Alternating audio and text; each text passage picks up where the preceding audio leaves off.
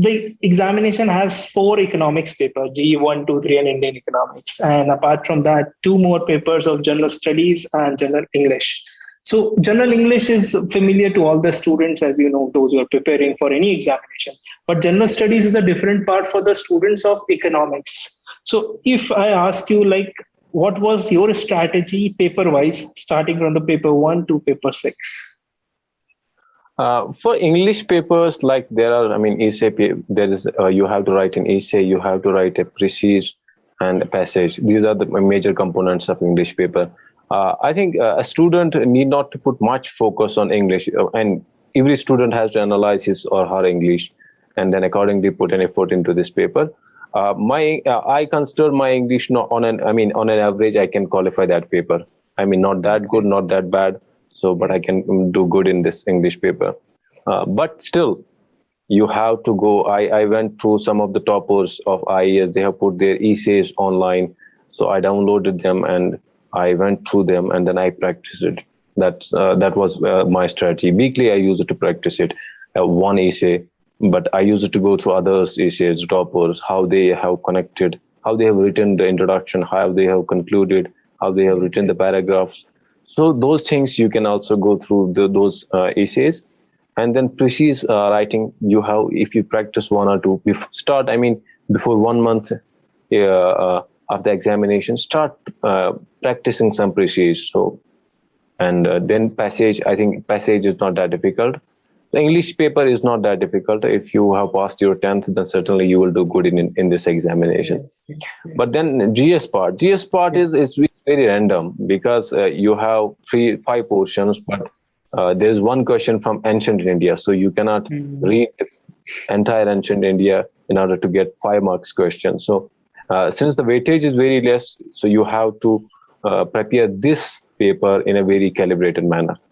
What I did, there are various, actually, I went through some NCRTs of 11th and 12th, and also some online materials. So I searched through the internet. Toppers materials are available for history, for political science, for economics. So I went through those materials.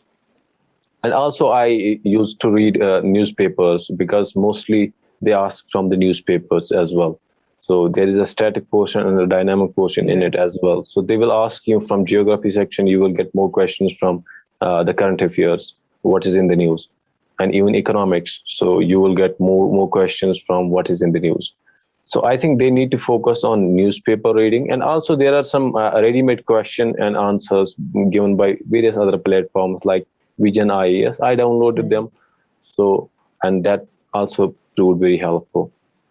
This was my strategy for paper B, general studies, and paper economics 1, which is microeconomics, mathematical economics, and econometrics. So I was at the very beginning confident that I will do good in this examination, in this paper. But since it was my first attempt, so it is a lesson for the other students. So UPSC gives you, for every question, there is a limited space. So it will give you a 2 or 3 pages, and there will be a word count within specific word limit. You have to write it. So what I did in my first paper, because my score in first paper is not, what I expected, but there were some mistakes from my side. So I will list out the mistakes. The first mistake I did was there was one question, I still remember it, and they have given around 4 pages for that question. It was a lengthy question. There were many parts to it. I was, at the back of my mind was that there are only 2 pages for it, because I have seen only 2 pages to the earlier questions. So I wrote in a jumbled manner, in a very congested manner. Then I decided, when I saw that there are 4 pages to it, so I was really actually, that hurt a lot at that point of time. Yes. So for every question, first look at the space they have given to it. That should be your approach. Look at the space they have given to it, and then accordingly, write your answers.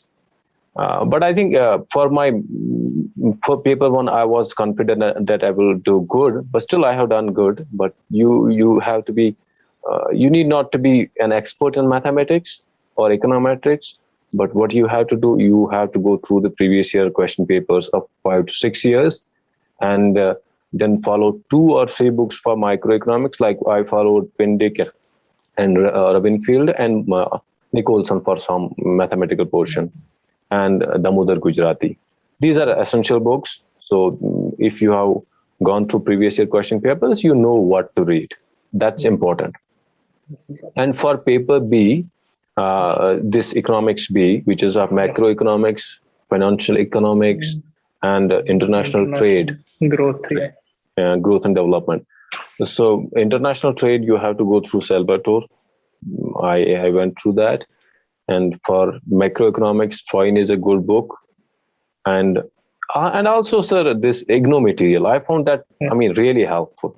The IGNO material for PG, MA Economics is really helpful. If you don't find any topic on Freund or any other book, you go through IGNO material, you will find an interesting material there.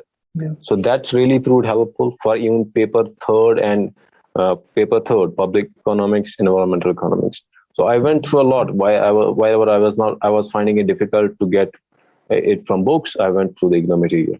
So IGNO material is a standard material, and most of the time they ask questions from the IGNO material. So I have seen it. So they just copy and paste the questions from IGNO material. So you can go through the IGNO material as well, but Freund is a good book to start with. And for international trade, Salvatore. But you have to go through previous year question papers, because if you plan your strategy well, then definitely you will do good in the examination. So that's the key in this examination. Planning and strategizing whatever you are doing.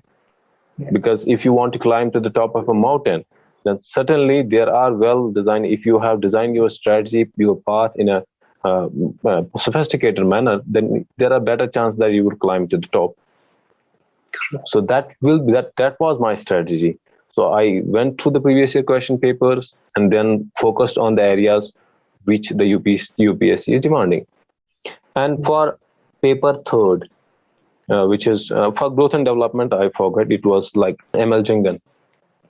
So ML Jingan is the best book for it. And then IGNO material. So you just look at the previous year question papers, and wherever you find that those questions I can get in you have to write, because everybody is writing in this examination. Your writing should be attractive and it should impress the examiner. That should be your concern.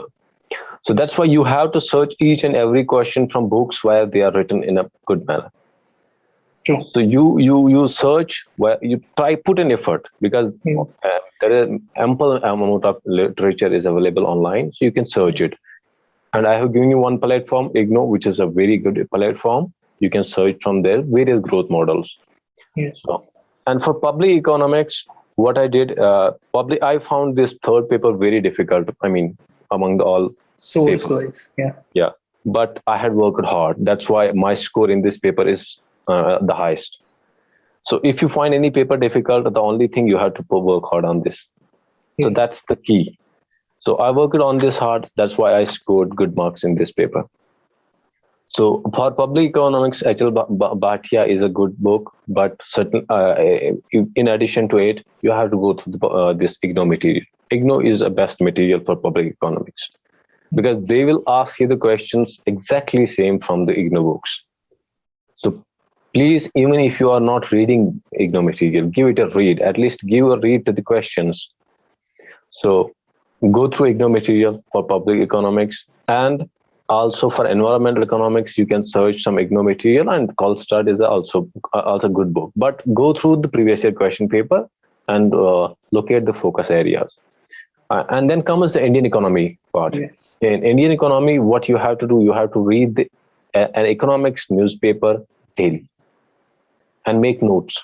What I did, I read Financial Express and sometimes the Business Standard, and I made notes. And 90% of your syllabus of the paper is coming from those newspapers. And for the static portion, you can go to the Uma Kapila. So that was my strategy for this examination. And for the interview stage, I actually searched here and there, and I reached your platform.